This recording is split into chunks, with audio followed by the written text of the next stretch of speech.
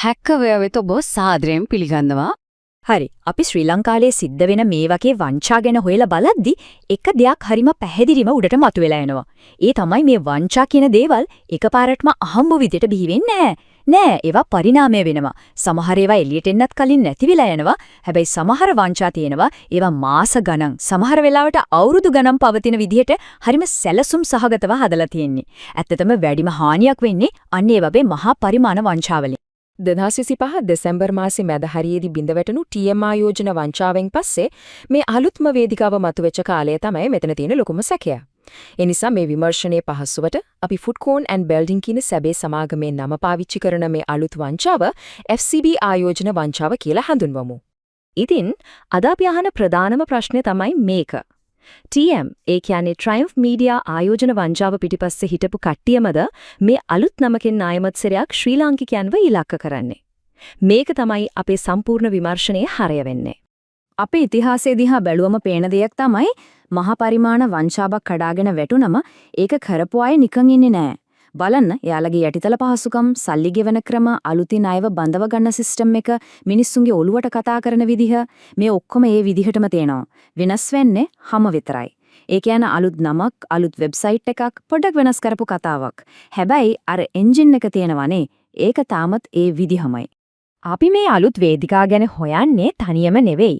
අපි කරන්නේ ඒවා දැනටමත් තහවුරු වෙලා තියෙන දේශීය සහ ගෝලීය වංචා එක්ක කෙලින්ම සංසන්දනය කරන එක.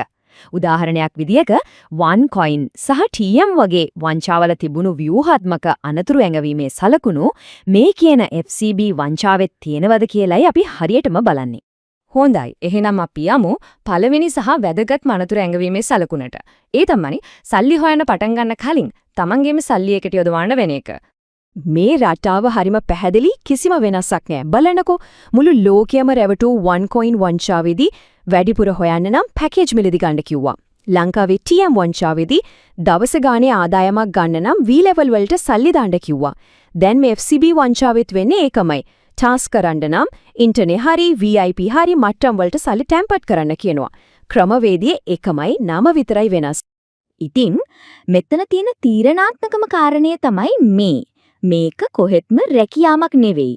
මේක ප්‍රාග්ධනයේ මත පදනම් වූ සහභාගීත්වයක්. සරලවම කිව්වොත් තමන්ගේම සල්ලි දාලා සිස්ටම් එකකට ඇතුල් වෙන එක. අලුතින් එන අයගේ සල්ලි පරණ අයට ගෙවන පොන්සි ක්‍රමවල තියෙන ප්‍රධානම මූලිකම ලක්ෂණය තමයි මේ. හරි. දෙවෙනි අනතුරු ඇඟවීමේ සලකුණ ඒ තමයි ඔයාට කොච්චර මුදලක් හොයන්න පුළුවන්ද කියලා කල්තියාම හැරියටම ඉලක්කම් වලින්ම ගණනය කරලා පෙන්නන එක. ඇත්තටම සැබෑ ව්‍යාපාරයේ ආදායම ඔහොම හැරියටම පුරෝකථනය කරන්න බෑනේ.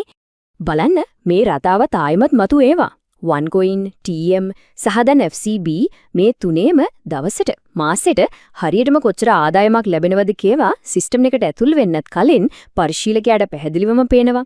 ඇත්තටම මේක සැබෑ ආදායම් මාර්ගයක් නොමැති බවට තියෙන තවත් එක ප්‍රබල සාක්ෂියක්.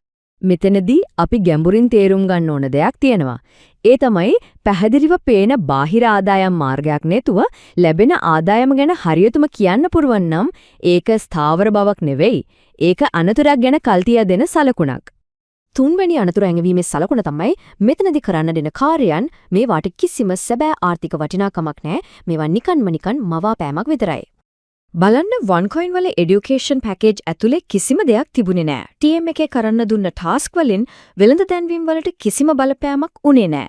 ඒ වගේම තමයි FCB එකේ වීඩියෝ බලන එකෙන් කිසිම තහවුරු කරන්න පුළුවන් ව්‍යාපාරික ප්‍රතිඵලයක් ලැබෙන්නේ නැහැ. මේවා ඇත්ත වැඩ නෙවෙයි, මේවා නිකන් මවාපෑම්. එහෙනම් ප්‍රශ්නයක් එනවා, මේ වගේ කාර්යයන් තියෙන්නේ. මේක සම්පූර්ණයෙන්ම මනෝවිද්‍යාත්මක උපක්‍රමයක්. අලුතින් එකතිවන අයගේ සල්ලි පරණ අයට ගෙවන එක සාධාරණීකරණය කරන්න තමයි මේ වගේ වැඩ නිර්මාණය කරලා තියෙන්නේ. ආදායමක් උපදවන්න නම් නෙවෙයි. හරි.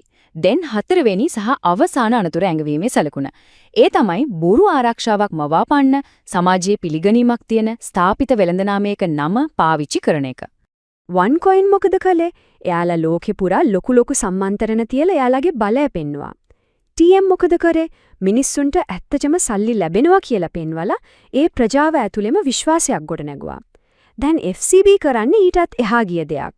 කිසිම සම්බන්ධයක් නැතුව ලෝක ප්‍රසිද්ධ වෙළඳ ප්‍රචාරණ ආයතනයක නම කෙලින්ම පාවිච්චි කරන එක. මේ වගේ උපක්‍රමයකින් වෙන්නේ මිනිස්සුන්ගේ සැකය නැති කරන එක නෙවෙයි. ඒකෙන් වෙන්නේ සැකය ඇති වෙන එක තව ටිකක් පරපු කරන එක විතරයි. හැබැයි අර යටින් තියෙන ලොකු අවදානම නම් කොහොමත්වත් නැති වෙන්නේ නැහැ. දැන් අපි එනවා මේ සම්පූර්ණ විමර්ශනයේ තීරණාත්මකම සාක්ෂියට. ඒ තමයි FCV වංචාව ආරම්භ වෙච්ච කාලය. මේක තමයි හැම දෙයක්ම හෙළිදරව් කරන සාක්ෂිය. හරි. දැන් මේ කාලරාමුව දිහා පොඩ්ඩක් බලංග. මේක හරිම වැදගත්. 2025 දෙසැම්බර් මාසයේ මුල හරියේදී FCB කියන ප්ලැට්ෆෝම් එක මතුවෙනවා. හරියටම දවස් කිහිපයකින් කියන්නේ දෙසැම්බර් මැද වෙද්දී TM වංචාව සම්පූර්ණයෙන්ම කඩාගෙන වැටෙනවා. දැන් මේක නිකන් අහඹයක් වෙන්න පුරවන්ද? ඉඩකඩ හරිම අඩේනේ. ඉතිහාසයේ දිහා බැලුවම මේ වගේ සිද්ධුයින් වලින් අපිට පැහැදිලිවම කියන්නේ පරණ සිස්ටම් එක කඩා වැටෙන්න ඔන්න මෙන්න තියෙද්දි අලුත් එකක් පටන් ගන්නවා කියන එක.